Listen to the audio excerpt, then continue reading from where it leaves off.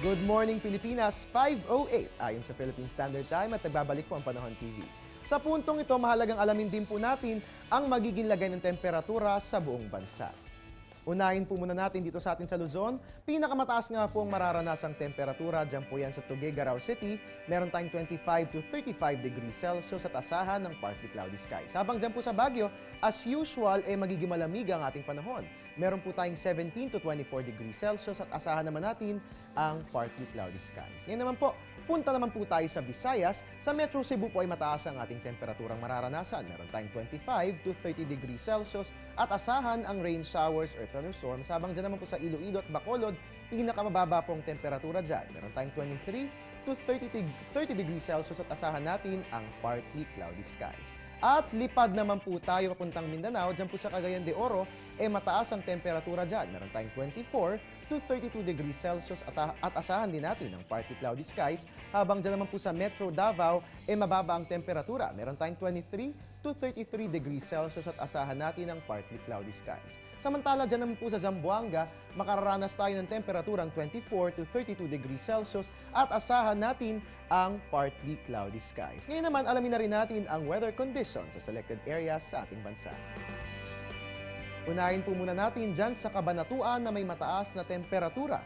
Meron tayong 25 to 32 degrees Celsius habang pinakamababa po sa Calapan, dyan po yan sa Oriental Mindoro. Meron tayong 23 to 30 degrees Celsius. Samantala, dyan naman po sa Tagbilaran, mataas din ang ating temperatura. Meron tayong 25 to 30 degrees Celsius at asahan ng bahagyang mababang temperatura, dyan po yan sa General Santos City. Meron tayong 22 to 33 degrees Celsius.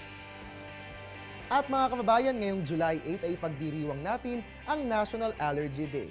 Para sa isang buhay na punong-puno ng sigla, panoorin po natin ang aming mga paalala.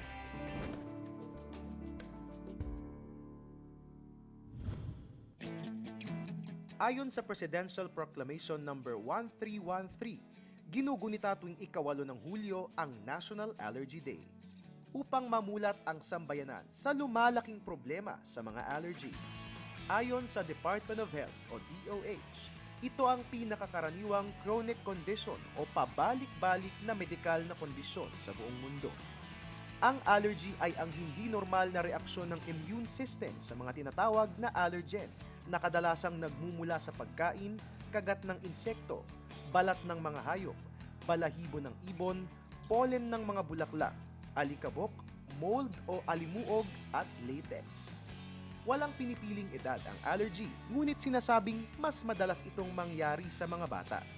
Maaari ring magkaroon ng allergy sa paninigarilyo o usok ng sigarilyo, polusyon, impeksyon sa katawan, at hormones. May 3 stage ang allergies at ito ay ang mild, moderate at severe.